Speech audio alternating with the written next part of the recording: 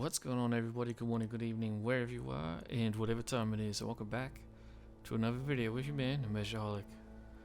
Ladies and gentlemen, welcome to my mod overview for the Age of Justinian mod AD 555 for Total War Attila. This video will be a mod overview slash a bit of a prologue video to my upcoming campaign playing on this mod for Total War Attila. I'm just going to give you guys a brief rundown on what the mod is trying to do for Attila. I'm going to give you guys some very basic thoughts on how I think it does it, on how well I think it does it, that is. And then that will be it. This is going to be a pretty short video. I just want to fill you guys in on this mod and what it does and how it does it. I'm not going to give a rating to it. I don't really feel the need to rate mods, as I'm not a modder. I'm not qualified to judge them. So for now, I just save my ratings for my faction overviews and whatnot regarding their difficulty, but that's about it for now.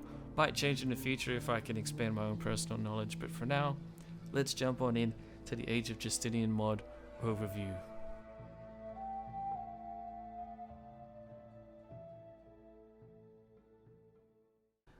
Okay, ladies and gentlemen, the year is 555 AD. The Emperor Justinian is getting very old, but his general Belisarius and his other generals have just reclaimed a massive portion of the Roman Empire. They now control much of North Africa, even parts of Hispania, all of Italy, and parts of Illyria as well. It is very impressive, the reclamation that they managed to achieve.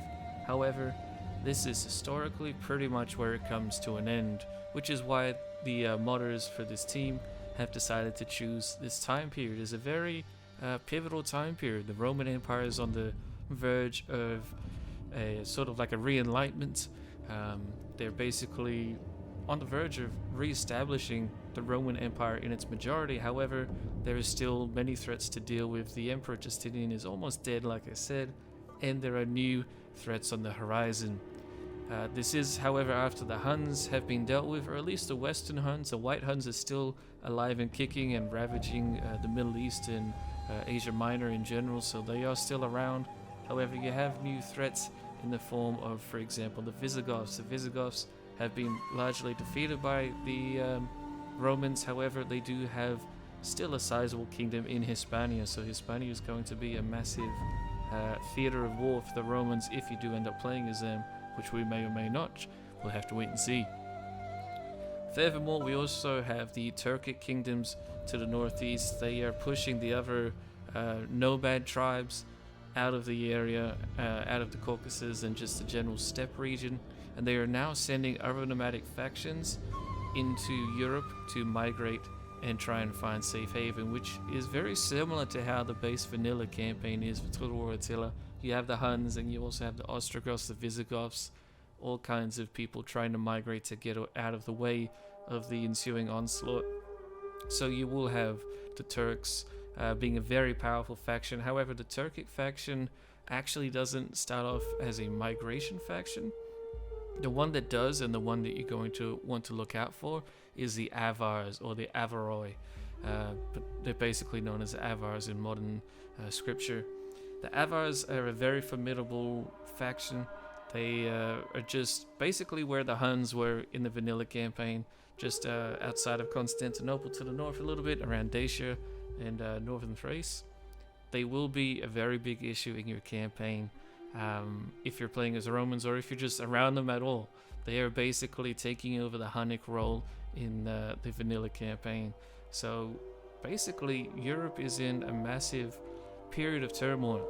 You have migrating tribes coming in from the northeast. You also have a massive force driving those migrating tribes coming in. But in the meantime, Western Europe is also in an utter mess. All of Gaul and parts of Germania have formed under the new Frankish kingdoms that are fighting for dominance over Gaul and basically Germania as well. They are very large kingdoms at this time. They have their own wars against each other, and they also have wars to fight against the neighboring Germanic tribes. However, one of the very cool features about this mod, and one of the few pretty large gameplay overhauls that they've done, is alter Christian German kingdoms to actually use Roman culture and Roman building chains. This is to reflect them adopting the Roman culture as they migrated in and took over Roman settlements, which is very cool. And there's a lot of Christian German kingdoms you can play as in a variety of different locations. So that's going to be very cool if you're interested in playing as barbarians, but you want a little bit of a different flavor. But like I said, in the East, in the Middle East in particular, it is a period of upheaval as the White Huns are still ravaging the East, and there will be the Turks coming in from the North who will be causing quite a bit of carnage. And as always, the Arabian and desert nomadic factions are always at each other's throats, so nothing has changed there too much. Although you still do have the Sassanid Empire in the East, which is always a massive juggernaut to deal with when you're facing it up against them, especially when you're playing as Rome or one of the other smaller factions nearby. Moving on from that though, we kind of have a early rendition of the Viking Wars in Britain. Britain has a single holdout of Roman influence left in the faction of the Britanni. Half of Britain is basically under the control of Germanic tribes that have migrated in, the most prominent of which would be the Angli and the Saxoni. There are still some Celtic holdouts in the north with the Picts, and then in the west in Ireland. However, it's very similar to what's going to be happening in about 150 to 200 years time with the basically the golden age of the Vikings, when the Vikings are raiding all across northern Europe and are invading Britain en masse. So if you're playing as the Britons or one of the Celtic tribes up there, good luck dealing with that. That's going to be a very interesting time period to deal with, and it's going to be very reminiscent, like I said, of the Viking Wars, which is very cool. And I really love that they kind of have their own little war to deal with, not even taking into account what's happening on the mainland in Europe. Basically, the entire map has been reshaped and re-altered to give us this new scenario set in AD 555, or 555 AD, I should say. It is a very, very well done mod. It is very dedicated to historical authenticity and accuracy, so a lot of the units have been completely reskinned, if not in all of them. There are some new units as well. However, a lot of them are kind of just retextured and their stats have been readjusted slightly. But if you're playing the game, you're going to feel immersed. You're going to enjoy the experience, and you're not going to feel like this is just a faction name change. It's much more deep than that. However, taking that into account, the gameplay changes themselves are fairly limited. And what I mean by that is that the mechanics of the game are still pretty much the same. If you know Total War Attila and you play that game and you've played it a lot and you know your way around it, you could easily pick up this mod and play it, and there'll be very few things that will have you tripping up.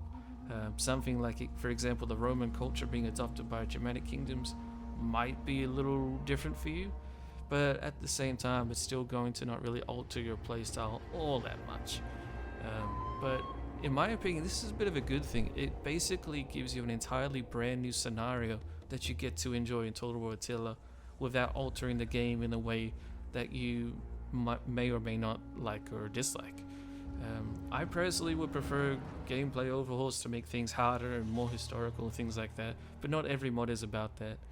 This mod might be, as it is still well into development. They've been developing it very consistently since about mid to late 2019, which is very impressive. They're still releasing updates, and they're doing so as we speak, which is awesome. So I highly encourage you to go and show the modders some love on their Steam Workshop page, which I'll be linking down below in every single one of my videos that I make using this mod. But yeah, in summary, it basically focuses on historical authenticity, gives you a visual overhaul to pretty much every single military unit in the game. It redoes the factions to make them fit in the correct historical location they were in addition to having appropriate families, kings, characters and so on, and having historically accurate names for the kingdoms and the regions that they're in. It's a very awesome mod. I'm really enjoying it. I plan to do a relatively short to medium campaign. I'm not going to be painting the map entirely, at least not with this first campaign. I'm still trying to get the feel of the mod, but so far I'm really liking what I'm seeing, and I really highly recommend that you check it out yourself if you are interested in getting into Total War Attila, but you're kind of sick of the vanilla game, which to be honest I kind of am. I enjoyed vanilla Attila. Wasn't a bad game despite its horrible optimization, but this gives you a whole new breath of fresh air while still giving you a lot of the similar or same elements from the vanilla campaign that were a lot of fun. So anyway, ladies and gentlemen, I really hope you will join me in watching my campaign. If you have any questions about the mod, feel free to drop them down below or in my campaign videos. You're more than welcome to. But beyond that, thank you all for watching. Hope you guys enjoyed, and I shall see you in the next one.